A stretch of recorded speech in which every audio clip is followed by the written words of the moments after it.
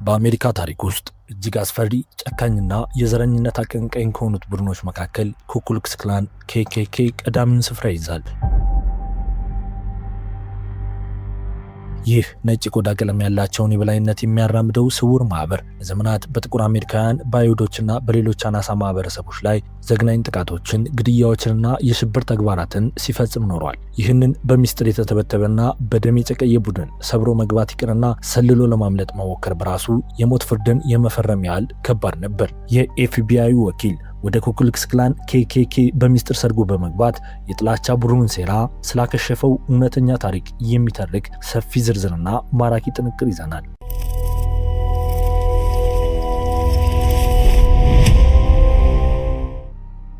በአሜሪካ የፌዴራል ምርመራ ቢሮ FBI ታሪክ ውስጥ አንጸባራቂ ገጽን የጻፉ ጥቂት ደፋር ወኪሎች ሕይወታቸውን በከንፈር ጠርዝ ላይ አድርገው የዚህን የጥላቻ ማህበር ጭንብል ለመክፈፍ ወደ ውስጠኛው ክፍል ሰርገው መግባት ችለዋል። ከነዚህ ታሪካዊ ተልእኮዎች መካከል እጅግ አስደናቂውን ስኬታማው የወኪል ሮኢ ባሬት ወይም በተመሳሳይ መልኩ ታዋቂው የጥቁር አሜሪካዊ ፖሊስ ሮን ስታርወርዝ እና የኤፍቢአይ ልዩ ወኪል ሮበርት ኪንግ ታሪኮች ድብልቅልቆሽ የሆኑት የሴራ ማክሸፍ ስራዎች ናቸው። በተለይም የሮን ስታርወርዝ ታሪክ በሆሊውድ ብላክ ክላንስማን በሚል ፊልም ተቀርጾለትም ዓለም በዓይኑ አይቶታል።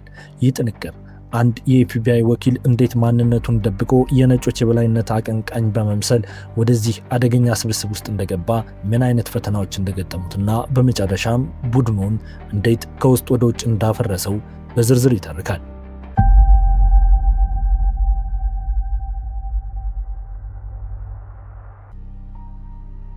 በ21ኛው መቶ ክፍለ ዘመን አጋማሽና ማጠናቀቂያ ላይ KKK በአሜሪካ ደቡባዊ ግዛቶች ውስጥ ስሩን በጥልቀት ሰዶ ነበር። ቡድኑ ተራ የዘረኞች ስብስብ አልነበረም። ይልቁንም የራሱ የሆነ ወታደራዊ መዋቅር፣ የሚስጥር መግባቢያ ኮዶችና የዳኝነት ስርዓት ያለው መንግስታዊ ያልሆነ አደገኛ አውታረ መረብ ነበረ። አባላቱ ፊታቸውን በነጭ ጨርቅ ሸፍነው በሌሊት መስቀል በማቃጠልና ሰዎችን በመስቀል ይታወቁ ነበር። የኤፍቢአይ ዋና መስሪያ ቤት ይህ ቡድን ከሀገር ውስጥ ደህንነት ስጋትነት አልፎ የእርስ በርስ ጦርነት ሊቀሰቅስ የሚችል አቅም እንዳለው ተገነዘበ። ከውጭ ሆኖ በሚደረግ ክትትል የቡድኑ መሪዎችና የወንጀል እቅዶች ማወቅ የማይቻል በመሆኑ ብቸኛው አማራጭ ፍጹም ማንነትን በመለወጥ ወደ ውስጠኛው የውሳኔ ሰጪ አካል ሰርጎ መግባት መሆኑ ታመነበት።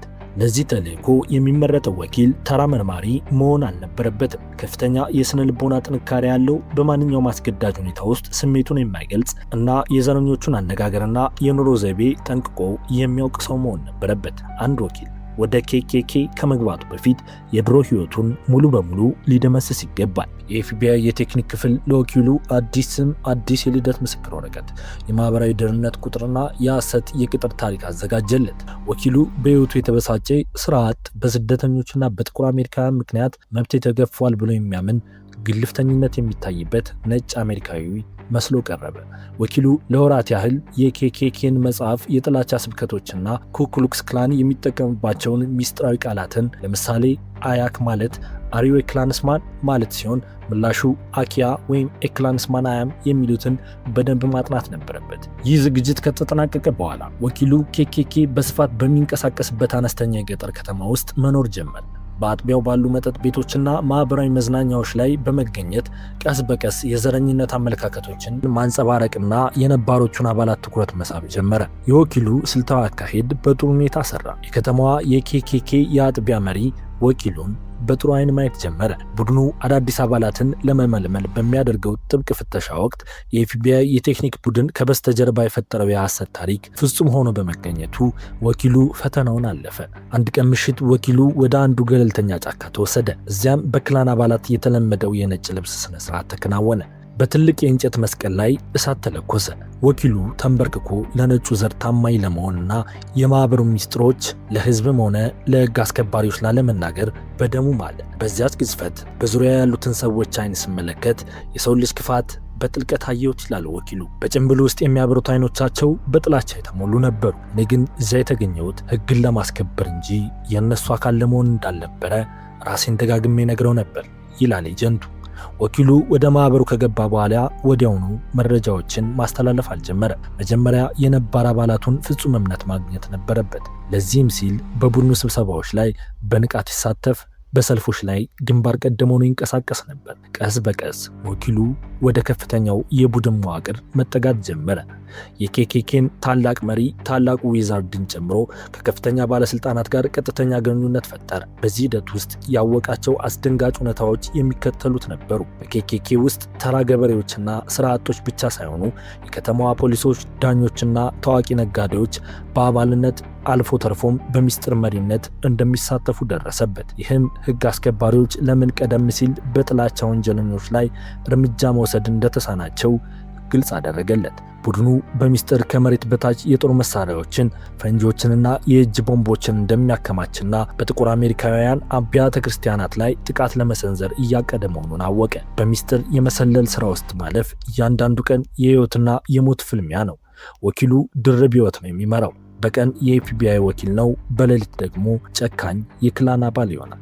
ኬኬኬ በውስጡ ሰላዮች ሊኖሩ እንደሚችሉ ሁልጊዜ ይጠራጠር ነበር። በአንድ ወቅት በቡድኑ ውስጥ መረጃ ይሾልካል የሚል ወሬ ሲወጣ የቡድኑ መሪዎች ሁሉንም አባላት የውሸት መመርመሪያ ማሽንና ጥብቅ ፍተሻ ሊያደርጉባቸው ወሰኑ። ወኪሉ የኤፍቢአይ ስልጠናውን በመጠቀም የልብ ምቱንና ስሜቱን ተቆጣጥሮ ፈተናውን ማለፍ የቻለው በጥቂት ሚሊ ሰከንዶች የልብ ትርታ ልዩነት ነበር። የክላን አባላት የጥቁር አሜሪካውያን ቤቶች ላይ ጥቃት ለመሰንዘር ወይም ሰዎችን ለመደብደብ በሚወጡበት ጊዜ ወኪሉ አብሮ የመሄድ ግዴታ ይገጥመው ነበር። እዚህ ላይ ነው የኤፍቢአይ ስልት የሚመጣው።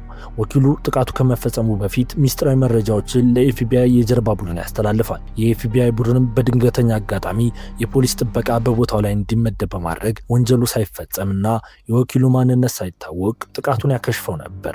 ለ2 ዓመታት ያህል በፈጀው በዚያ አደገኛ ተልዕኮ ወኪሉ በሺዎች የሚቆጠሩ ሰነዶችን፣ የድምፅ ቅጂዎችን፣ የጦር መሳሪያ ግዢ ሚስጥሮችንና የኬኬኬን መሪዎችን የወንጀል እቅዶች በሙሉ በቪዲዮና በድምፅ አስቀረጸ። እናም ተልዕኮ የሚያበቃበት ቀን ደረሰ። ኬኬኬ በአንድ ትልቅ ከተማ ውስጥ በሚገኝ ጥቁር አሜሪካውያን በሚበዙበት ትምህርት ቤት ላይ ትልቅ የቦምብ ጥቃት ለማድረስ የመጨረሻውን እቅድ አወጣ።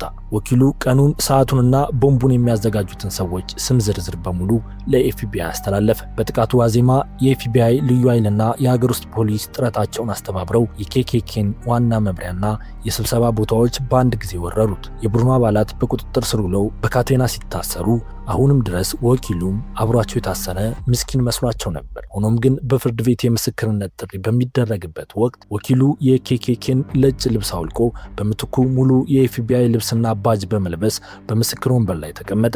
የክላን አባላት በድንጋጤ አፋቸውን ከመክፈት ውጪ ምንም ማድረግ አልቻሉም ነበር። እምነት ጥለውበት የነበሩ ሚስጥራቸውን ያካፈሉትና እንደ ወንድም ያዩት ሰው የፌዴራል ወኪል ሆኖ አገኙት። እናም ከ50 በላይ ከፍተኛ የኬኬኬ መሪዎችና አባላት የረጅም ጊዜ ስራት ተፈረደባቸው። በደቡባዊ አሜሪካ የነበረው የቡድኑ መዋቅር ሙሉ በሙሉ እንዲፈርስና እንዲዳከም ተደረገ። በመንግስት መዋቅር ውስጥ ተሸሽገው የነበሩ ሙሰኛና ዘረኛ ፖሊሶች ከስራቸው ተባረሩ።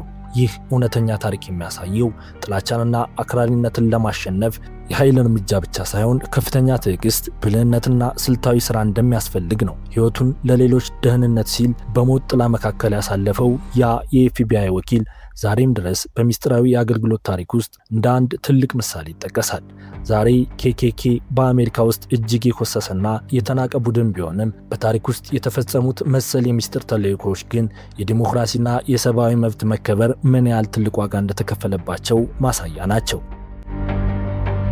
ውድ ቤተሰቦቻችን ለቻናላችን መጎልበት ላይክ፣ ሼርና ሰብስክራይብ እንድታደርጉ ስንጠይቅ በሌላ መሰል ጥንቅር እንደምንመለስ ቀጠሮ በመያዝ ነው። ሰላም።